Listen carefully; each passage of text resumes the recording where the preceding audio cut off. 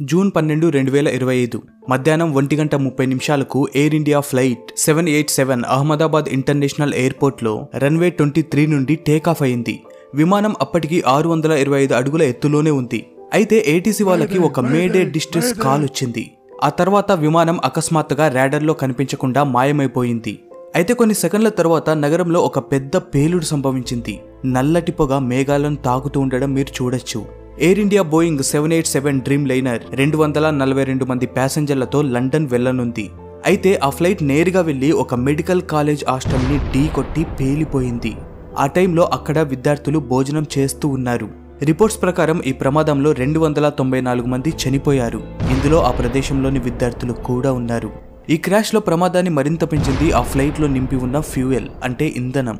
ఎందుకంటే ఆ flight London వెళ్తుంది అంటే 6700 కిలోమీటర్లు ప్రయాణం చేయాలి. కనుకనే దాదాపు 24,000 లీటర్ల ఫ్యూయల్ నింపి ఉంది. ఈ విమానం హాస్టల్ని ఢీకొట్టాక ఆ ఫ్యూయల్ ఆ బిల్డింగ్ మొత్తాన్ని మంటల్లో పడేసింది. సహాయక బృందం కూడా అదుపు చేయలేకపోయారు. ఈ విమానం బోయింగ్ 787 డ్రీమ్ లైనర్ అహ్మదాబాద్ నుండి లండన్ వెళ్తూ ఉంది. అందులో 230 మంది ప్యాసింజర్లు, 12 మంది క్రూ మెంబర్స్ ఉన్నారు. అందులో 169 మంది ఇండియన్స్, 53 మంది బ్రిటిషర్లు, పోర్చుగల్ నుండి 4, కెనడా నుండి ఒక ప్యాసింజర్, మొత్తంగా 11 మంది పిల్లలు, 2 శిశువులు ఉన్నారు. కమాండ్ లైన్ లో కెప్టెన్ సుమిత్ సుబర్వాల్ ఇంకా ఫస్ట్ ఆఫీసర్ క్లైవ్ కుందర్ ఉన్నారు. వీళ్ళిద్దరూ కూడా ఎక్స్పీరియన్స్ ఉన్న పైలట్లే. అయితే ఇంత ప్రమాదంలో కూడా ఆశ్చర్యంగా ఒక వ్యక్తి ప్రాణాలతో బయటపడ్డాడు. ఎమర్జెన్సీ ఎగ్జిట్ సీట్ నెంబర్ 11లో కూర్చున్న రమేష్ విశ్వాస్ కుమార్ మీడియాకు చెప్పిన దాని ప్రకారం పెద్ద పేలుడు సంభవించింది. చెల్లాచెదురుగా శవాలు పడున్నాయి. అప్పటికే మంటలు నా దాకా లేకపోవడంతో భయపడి నేను పారిపోయాను. బట్ ఎవరో నన్ను అంబులెన్స్ లో వేసేశారు. అయితే తనతో పాటు ప్రయాణంలో ఉన్న అతని బ్రదర్ అజయ్ తప్పించుకోలేకపోయాడు. ఇంకా అతని ఆచూకీ గురించి తెలియలేదు. ఈ విమానం 11 ఏళ్ల పాతది. అయితే ఏవియేషన్ ప్రపంచంలో ఈ మోడల్ రెప్యుటేషన్ చాలా బాగుంది. మెట్రలాజికల్ రిపోర్ట్ ప్రకారం ఆ రోజు వాతావరణం కూడా చాలా బాగుంది. తుఫాను కానీ, వర్షం కానీ లేదా లో విజిబిలిటీ కానీ ఇలాంటి ఏ ఇష్యూస్ లేవు. కాబట్టి ఇక్కడ క్వశ్చన్ ఏంటంటే ఈ విమానం ఎలా కూలిపోయింది అని.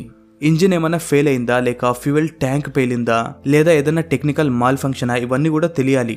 కొన్ని రిపోర్ట్స్ ప్రకారం ప్లేన్ టేక్ ఆఫ్ అయ్యాక తొందరగా పైకి చేరుకోలేదు.